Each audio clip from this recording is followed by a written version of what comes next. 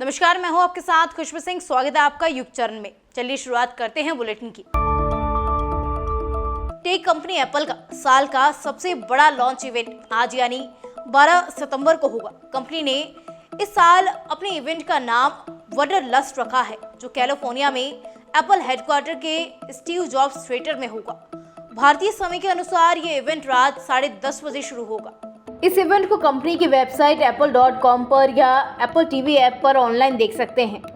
Apple इस event में iPhone 15 series के साथ एप्पल वॉच सीरीज 9 और एप्पल वॉच अल्ट्रा 2 को भी लॉन्च कर सकती है।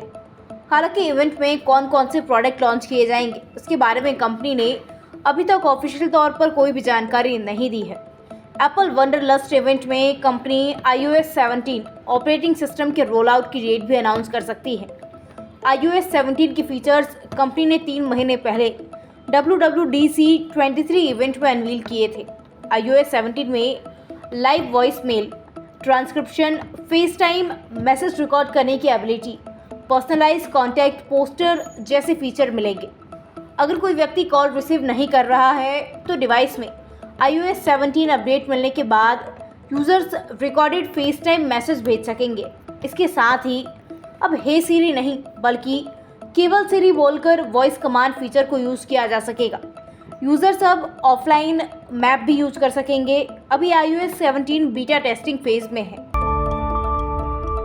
नॉर्थ कोरिया के तानाशाह किम जोंग उन 4 साल बाद अपने पहले विदेश दौरे पर रूस जा रहे हैं। मीडिया रिपोर्ट के मुताबिक उनकी प्राइवेट ट्रेन ने रूस में एंट्री कर ली है। किम जोंग उन के साथ मिलिट्री के टॉप कमांडर भी हैं। रूसी मीडिया के मुताबिक रूस के व्लादिवोस्तोक शहर में किम जोंग उन और पुतिन के बीच द्विपक्षीय बातचीत भी होगी। पुतिन इससे पहले 2019 में किम जोंग उन से व्लादिवोस्तोक शहर में ही मिले थे। क्रेमलिन के प्रवक्ता डिमिट्री पेस्कोव ने कहा कि पुतिन और किम जोंग उन की मुलाकात दोनों देशों के रिश्तों को और बेहतर बनाएगी। इस बीच अमेरिका के रक्षा मंत्रालय ने कहा कि उनकी नज़र इस मुलाकात पर रहेगी। वो नॉर्थ कोरिया से अपील करते हैं कि वो रूस को किसी भी तरह के हथियार ना दे। किम जोंग उनकी प्राइवेट ट्रेन में उनके साथ डिफेंस मिनिस्टर, फॉरेन मिनिस्टर और स्पेस टेक्नोलॉजी के इंचार्ज हैं।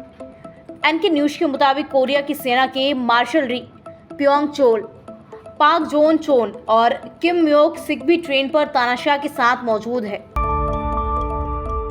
पूर्व डिप्टी सीएम व कांग्रेस वर्किंग कमेटी सदस्य सचिन पायलट सोमवार को जयपुर से बांदीकुई जाते वक्त दौसा में रुके, जहां राज्य मंत्री मुरारी लाल मीणा के नेतृत्व में कांग्रेस कार्यकर्ताओं ने उनका जोरदार स्वागत किया।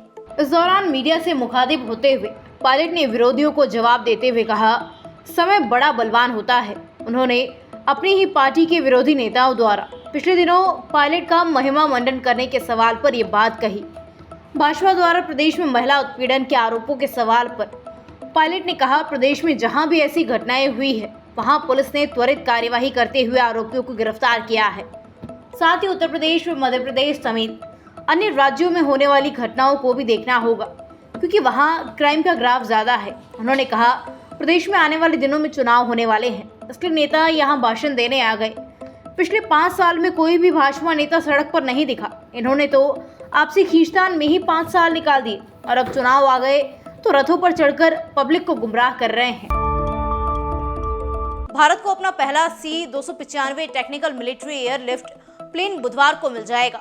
इसे लाने वायुसेना प्रमुख air chief marshal VR Chaudhary Spain पहुंच चुके हैं।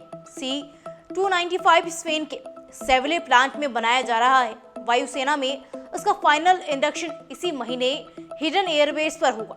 दूसरा एयरक्राफ्ट मई 2024 तक आ जाएगा। रिपोर्ट्स के मुताबिक पहले C-295 ट्रांसपोर्ट एयरक्राफ्ट की तैनाती आगरा एयरबेस में होगी, जहां इसके पायलट्स का भी ट्रेनिंग सेंटर भी अगले साल तक तैयार हो जाएगा। सितंबर 2021 में भारत ने European company Airbus defence and space के साथ C-295 ट्रांसपोर्ट एयरक्राफ्ट के लिए 21,000 करोड़ रुपए की डील की थी। इसमें 56 प्लेन की मांग की गई थी। इनमें से 16 plane ready to fly condition में स्पेस से आएंगे। बाकी के 40 प्लेन गुजरात के वडोदरा में टाटा एडवांस कंपनी बनाएगी। Tata advance system limited Gujarat के वडोदरा में 2024 के मध्य तक C-295 विमान बनाना शुरू करेगी। फिलहाल इसकी फाइनल असेंबली लाइन का काम चल रहा है। पहला स्वदेशी C-295 विमान 2026 में तैयार होगा। फाइनल असेंबलिंग करने के बाद एयरबस और टाटा के हैदराबाद व नागपुर प्लांट में 14,000 से ज़्यादा स्वदेशी पार्ट्स तैयार कर वडोदरा भेजे जाएंगे। कंपनी 2031 तक वायुसेना को सभी 40 एयरक्राफ्ट सौंप देगी। राजस्थान में पेट्रोल और डीजल पर बढ़े हुए वेट के खिलाफ अब पेट्रोल पंप संचालकों ने मोर्चा खोल दिया है।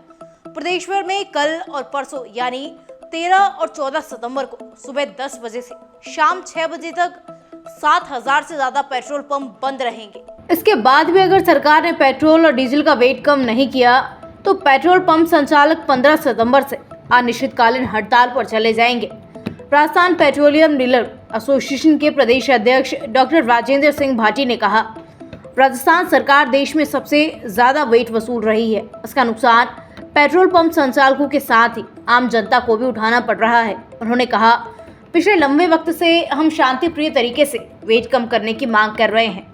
13 सितंबर से पंप बंद करने की जानकारी भी हमने शासन और प्रशासन तक पहुंचा दी, लेकिन इसके बाद भी सरकार के कानों में जू तक नहीं रेंगी।